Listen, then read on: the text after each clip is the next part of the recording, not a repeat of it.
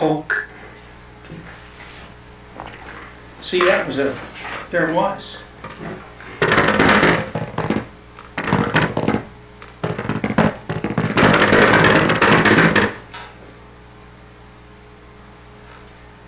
Alrighty then.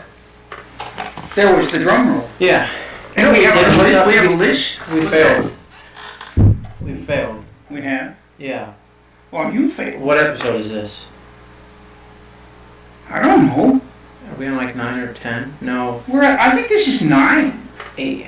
Well, no, because we have less than the number of months. And that was then in maybe July, so I think this 8 is 7. or 7. I think it's 7 or 8. We'll figure this out, folks, and you'll see when I put when I put the number on the front of the video. See, we go back and we edit. Right. And when I put the number on the front of the video, then you'll know. He needs a lot of editing. I do a lot of editing. I get rid of mostly you. I learned to sit very still so that he can cut himself out. No, wrong. Like I've just been sitting here. Yeah. Yeah. Yeah. It was hard to make you look this good. Oh yeah. You know the way I make you look good. I cut you out. You're trying to take my joke. I already did it. I know, but I did that. Better. No, you didn't. Yeah, that was better. No. That was more better. No. Better. This is not Last Comic Standing, and if it was, you'd be out. Anyway, we have a list. We do. I showed the list already, so I don't have to do it again. What's out of the number 1 on the list, though? Can you see? Can you read? Yeah, I can see. Can your old man eyes? Yeah, I can see. That's why I made the print so big. Okay. On that list. Good. It's like size 30 font on our list. Item 1. Size 30. Item 1 is the special that's going on at A-Main right now. Well, it's kind of on hiatus right now, actually. Yeah. It's on hold. Right before we left for Nationals, actually, A-Main got in touch with us and said they wanted to run a special with the Infinity I-109. Right. The truck, T5M truck chassis. The T5M. Fiber chassis saves 75 grams. Mm-hmm. Awesome performance, good stuff. And what did I say? So they ordered a good number of them all at once. What did I say? Said they were going to run this promotion, and they launched it. When did it start? It was like August the 10th or so. We were gone at the time, so I don't really know. We left early August for the U.S. Nationals. Chazz went on vacation. I went out to SRS Hobby Town in Phoenix for the Roar Nats. And, more about that later. Yeah, but and they launched. Then we took some vacation after Nationals. It's kind of a good time to, you've built up and worked for Nats and prepped your stuff and raced your cars a whole bunch, and it's a good time to take a week or 2 off. And so we did. We took, probably 2 weeks vacation or so. Yeah. And came back, and waiting for us when we got back to the shop was an email from A-Main saying, hurry up! Yeah, make some more. Make some more. Make some more. So as fast as we can, we're getting carbon fiber in, and we're making more I-109s, and we'll ship them to A-Main. I would say 2.5 weeks. 2.5 weeks, something like that will be. So you can still go on there. The special is still running if you just search T5M on A-Main's website, or you can look on the X Factory Facebook page, and we link to it. There's a link there. But I think you can still put them on your wish list, which will kind of get you in line and let them know how many they need. Yeah. But we're making them this is incredible. Many thanks to A-Main, and we love working with those guys. So again, go on A-Main, and if you're looking to get into the truck racing class, which has grown. I know it's grown around here in the Midwest. It was bigger than short course at the Roar Nats. I think that short course has been falling off. A lot of short course drivers want to. I think a lot of short course drivers want to drive vehicles that are more like race cars, and they're winding up in truck instead of short course. Yeah. I think it's also kind of a cost thing, that short course. I mean, the tires are more expensive. You go through bodies a whole lot faster. Mm-hmm. It's just a bigger, heftier vehicle. Takes up more room in your boxes, and the stadium truck is faster. And it's also stadium truck's new. You had the release of the T5. You had the release of the 22 T 2.0 a while ago. The RT6 is out.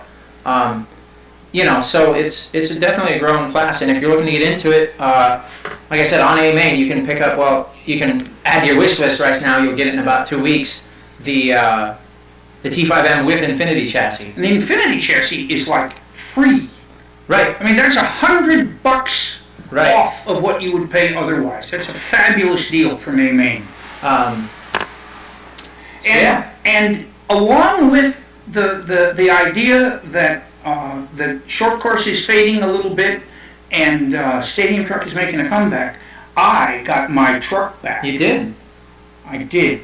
It's been 18 months, a year and a half. 18 months. I loaned my truck to our team driver, Clayton Easley, out in Denver. Denver, Colorado.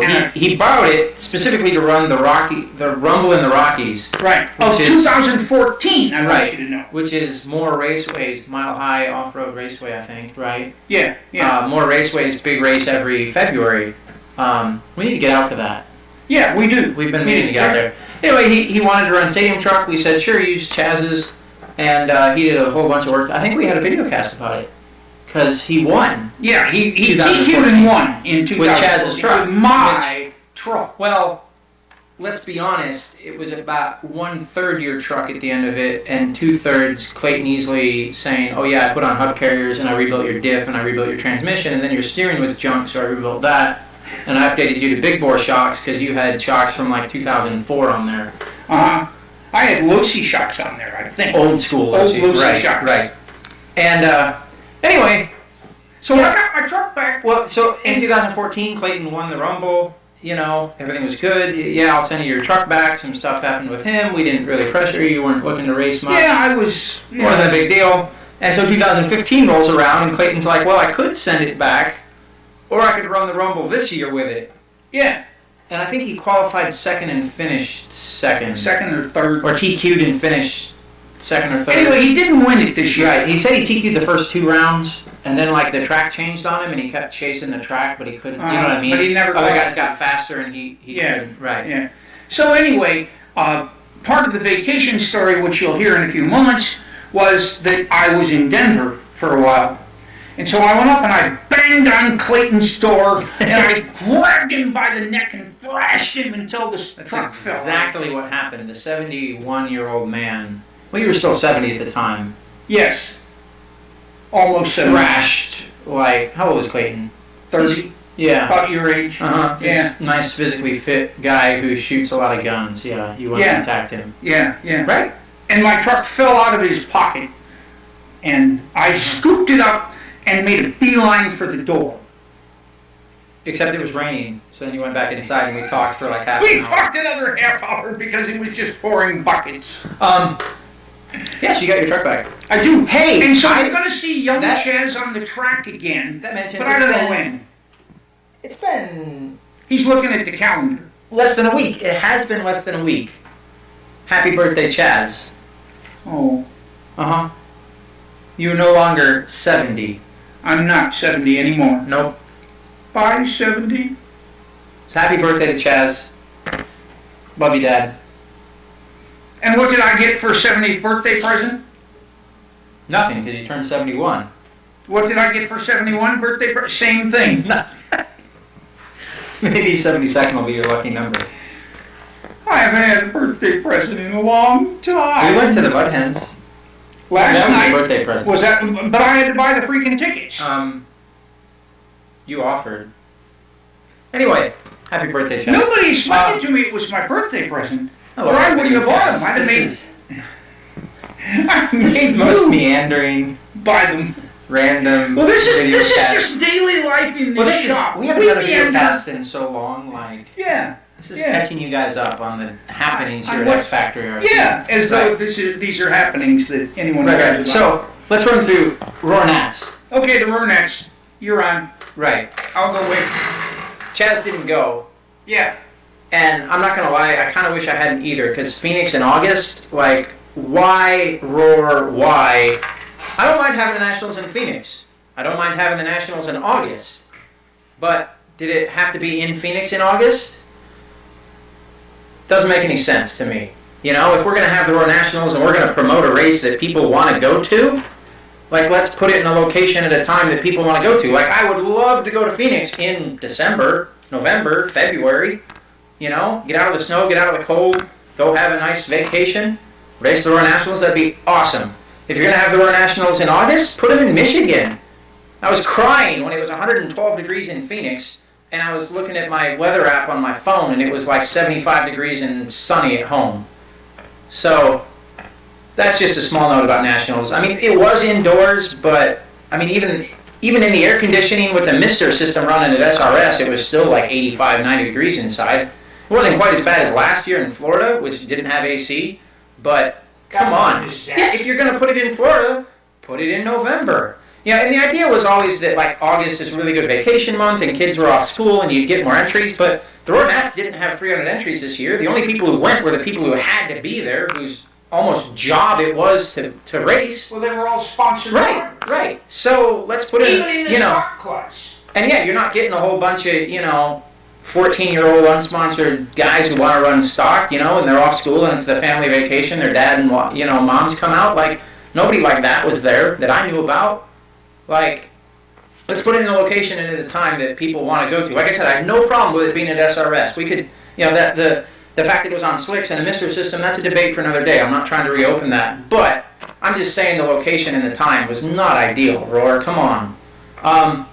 In terms of the actual race, my two-wheel wasn't very good. I changed the setup. I chased the setup. I was chasing my tail. I just didn't happen. I did have one good run in round 3 of qualifying, put in a top 30, which I was pretty happy with.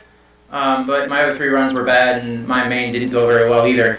It was definitely a tough field. The Roar National is very, very competitive. The people, like I said, the people that were there were the people who needed to be there. And you're definitely racing against some of the U.S. and Canada's best at the Roar Nats. My short course was really, really good. It was a really stacked field. I think I qualified like 16th or 17th, but a step ahead of Mike Truey and a couple spots behind some other 100% factory drivers. We had a good battle in the B main. I wish we'd done a motocross start, but alas, didn't happen. I was really happy with teammate Alex Craig. Put on a really good show in short course. I thought he had the speed to win it with his X-Factory vehicle, but it didn't work out that way. He had some tough luck with traffic and qualifying in the first 2 rounds, and that really cost him because another driver was able to TQ and won from the TQ spot while Alex was 3rd on the grid. And like I said, he ran the fastest laps in every A main, all 3 A mains. He won A2. Yeah, he won A2 by a landslide. But it just shows how much qualifying matters and how much really if they enforced IFMAR qualifying a little bit better, if that one guy had moved when the leader came up on him, it might have been a different story. But that's the way racing goes, and I'm super proud of Alex. He did a great job. He also put his Infinity B5M up into the 17.5, the very competitive 17.5 stock main, qualified 6th, and I think he finished 7th or 8th after some rough mains. And John Cravatta from Boston, first time on that surface, first time running slicks. John Cravatta put his short course into the 17.5 main. When I say his motors, actually, I'll give a shout out. Team Screen Motors, John Cravatta is responsible for the Team Screen Motors and batteries, and he obviously powered John's vehicles and also powered Alex's all weekend, and just looked phenomenal. We have some video of Alex's A3 short course run, and even though he didn't come out on top, you can just see him blowing some doors off people. So, yeah, it was a really good weekend overall. I'm glad I went. It was really good to see people. Okay. Moving on. Vacation. Where'd you go? Yeah, where'd you go? The cool thing, this was really interesting. Paul had to go to Phoenix. You're making this way too longer than it needs to be. Oh, where'd you go? Yeah, just where'd you go? Tell me. I wound up back home. Okay. Good. That's where he went for vacation. He went back home, folks. I went the long way. After Phoenix, I went and visited my sister in Colorado Springs. And I was there. No, you said you went back home. Well, I did. And then I went to Dallas and visited a really good old roommate in Dallas, and then I came back and spent some time off around town visiting friends and whatnot. Right. All right, so we're on vacation here. Right. And where'd you go? Well, I went actually out to see my daughter, Paul's sister, and the grandkids, and of course I took Mom with me. And we were there, and Paul showed up for a few days after nationals. We had kind of a party, a summer party for my nephews. Yep. Which is always really good. Yep. Well, one of the two boys, his birthday is December 23rd, and so his mother always throws him a party in the middle of the summer. They're better to have two parties instead Yeah. of one. Yeah, the kid Weird gets extra mix. party and we get extra cake and ice cream. And Uh-huh. we kind of like that. It was good. And so that's why Paul was in Denver, and that's why Mom and I were in Denver. And Or actually Colorado Springs. in Colorado Springs, I let my nephew drive my short course. It was Was faster that way. The cutest thing ever. He's five. And I think that's the right time to get a transmitter in his hand. Uh-huh. And if you have kids and you want to let them drive your cars, I can tell you this worked really well. I turned the throttle down, the endpoint on the throttle down to 40%, and I turned the endpoint on the steering down to 60%. Uh-huh. And it was perfectly manageable. Yeah. And he really picked it up quick. I was really happy. Can you jump it? Tell me when it's sing. Okay. Zane? Zane? A little bit. All right, I think it's good. Yeah! Woo! Good job, Calvin. Yeah. Was that a good? That was great. That's an easy. Can you give me a high five? Can you give me a high five? I know two former national champions You started when they were who started when they were 4 or 5. Right. So 5 is not too young No. at all. At all. There And are I bonus built a points. There are bonus points for those who post on Facebook as to who both of those national champions are. I think there's more than two. That started at that age. I have to imagine, yeah. Well, there's 2 that I know about. Uh-huh. So if you know a national champion other than Dakota Fend, who started racing when he was 4 or 5, post on our Facebook page after we get this thing up, and we'll find out who knows. So, There. finally, where'd you drove home from Colorado? Did you see? I We went. gotta talk about the. Well, we went up to Mount Rushmore. Right. Which How was it? is, Mount I've Rushmore never was- seen it. I've never seen it. It was presidential. This is what I put up with. Really? Yeah. Oh. It was presidential on a grand scale. That's worse. I love doing this. Was it monumentous? It was monumental. Yeah. Yeah. No, it was. It really was. It was. You could say you had a rockin' good time. In the Rockies. Yeah. Yeah, I was rocking the Rockies, man. If you can imagine me rocking them, but I was. Anyway, it was really cool. It was one of these things. They have a beautiful viewing area that's all comfortable that you can get to easily. I mean, my wife has some physical problems, and we had no trouble with her going to the main viewing area. Right. And we sat there for a couple of hours, just awestruck, and feeling just patriotism just kind of washes over you at this It's one of those incredible things. place. Like I said, I haven't been there, but hearing my parents talk about it when they got back, like, it's one of those things that seems overdone and over talked about, and like, oh yeah, Mount Rushmore, who cares? Until you get Until there. you're right, and I can respect that. That sounds like a lot of fun. And then it is as awesome as the Grand Canyon in a whole different way, Right. but as awesome as the Grand Canyon. It was really cool. And then after that, Oh boy. as we were driving back, Yeah. we wound up in Oshkosh, Wisconsin, at the Experimental Oh, right, Aircraft yeah. Association Hasn't changed Museum. much. Because we were there 14 years ago. Was it that long? Yeah, it's been that long. Holy moly. Right. Well, it is a place, I think anybody who likes working on their RC car during the week and likes tweaking them and trying to get the most out of the vehicle mechanically, I think anybody who likes that would just go as crazy as Paul and I do at the EAA Museum. It's incredible. Another great comparison, if you like the Air and Space Museum, Smithsonian, I should say, in Washington, D.C., Or the if you EAA like, Museum. or if you like the museum at Wright-Patterson Air Force Base in Dayton. Right. The EAA Museum is on another level. Like, it really is. It's, in my opinion, better than the Smithsonian. And that's saying a lot, because the Smithsonian is cool. It's really cool. But the EAA Museum was just, A, it's a little less crowded, which, and B, you can get, like, better access and up closer to things. Well, that's one thing. Another thing is, and this is why I think that the people who like to tweak their RC cars would like the EAA Museum. There are all of these crazy experimental planes that people have built in their garage. Yeah, like a mid-motor two-wheel buggy. Yeah, that sort of a thing. Yeah, who would ever? Or a four-wheel drive car that uses the driveline out of one and the suspension of another and wins national champions, stuff like that. Nuts. You know? Yeah, and there are all sorts of these racer planes that are just as interesting as they can be. The place is really cool. The admission price, Mom and I got in. I think it's $15 for one person and $10 for the second person or something. It was $25 to get us in, and you can stay all day for that. Right, and you really need a whole day. Oh, you need a whole day. You absolutely need a whole day to do this. I'm sure all of our fans in Wisconsin are like rolling their eyes going, whatever guys, it's like right there, you know. But yeah. Honestly, it's really, really cool. On the same note, as an engineering sort or a tinker's sort or I like to work with my hands and tools and like... Yeah. This is just really, really cool. So I had an afternoon at the EAA Museum. Mm-hmm. And then I got home, and Paul had been home for a couple of days. And then I put you right back to work. Right back to work. I came into work, and you were still chilling.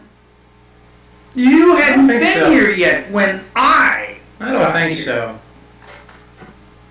Well, you weren't here when I was. Last week. So did I. I came in before you last week. No, man. Yep. Anyways, on that note, that's been another crazy...